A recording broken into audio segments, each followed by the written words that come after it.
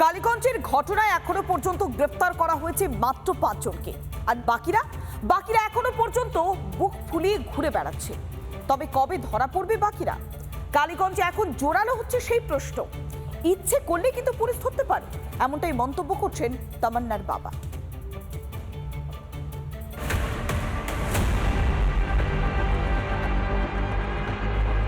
যে কোনো রিসোলে ওদের বোমলে হয়, ঝামেলা। বোমাটা ওদের মামুলি ব্যাপার। আনোয়াররা বোমা বাঁধে কি?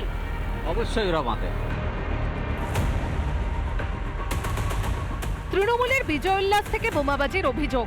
সেই বোমায় প্রাণ গিয়েছে কালীগঞ্জের মোলান্দি গ্রামের বাসিন্দা ছোট্ট তামান্নার।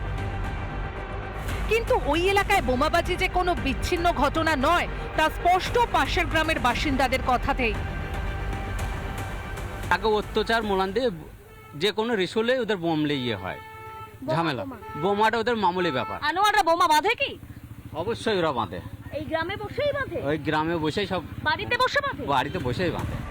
সোমবারের ঘটনায় মোট 24 জনের বিরুদ্ধে দায়ের হয়েছে এফআইআর, কিন্তু পুলিশের জালে মাত্র 5 জন।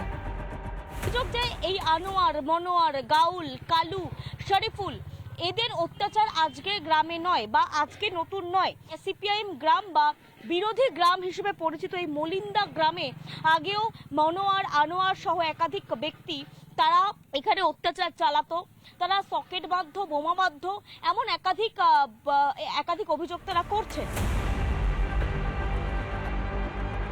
যেগুলো যারা মানে এই যে করে গেছে, এই কাণ্ডগুলো করে গেছে, সন্ত্রাস যারা করে গেছে, তাদেরকে মানে যে কোনো মুহূর্তে পারে পুলিশে ধুনি বাইর করতে, মাটির তলায় থাকলে মাটির তলাতে বাইর করতে পারে, সব কিছু পারে ওরা। তামান্নার মা, তার মা জানাচ্ছিলেন যে আনোয়ার, মনোয়ার, গাউল প্রত্যেকের কার্যত প্রাসাদসম বাড়ি এবং সেই বাড়ি এখন খাঁ করছে। ঘটনার পর, বোমাবাজির পর থেকেই বাড়ির সদস্যরা গায়েব। আনোয়ারের বাড়িতেও দেখতে পাওয়া যাচ্ছে বাড়ির বাইরে জুতো পড়ে রয়েছে, বাড়ির বাইরে স্যান্ডেলস যেমন পরে থাকে তেমন ভাবে পড়ে রয়েছে, এবড়ো খেবড়ো অবস্থায় বাড়ি পড়ে রয়েছে, অর্থাৎ কোথাও যেন তাড়াহুড়ো করে বেরিয়ে যাওয়া ঘর। কবে ধরা পড়বে বাকি অভিযুক্তরা?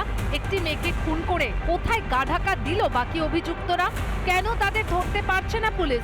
তবে কি তামান্নার পরিবারের দাবিটাই সত্যি? তাহলে কি ইচ্ছে করেই গড়িমসি মাননীয়ার পুলিশের? রিপাবলিক বাংলা। নানা ধরনের কন্টেন্ট দেখার জন্য লাইক করুন, শেয়ার করুন আমাদের ফেসবুক পেজ, সাবস্ক্রাইব করুন আমাদের ইউটিউব চ্যানেল। পাশাপাশি অন্যান্য ব্রেকিং নিউজের জন্য অবশ্যই চোখ রাখুন রিপাবলিক বাংলায়।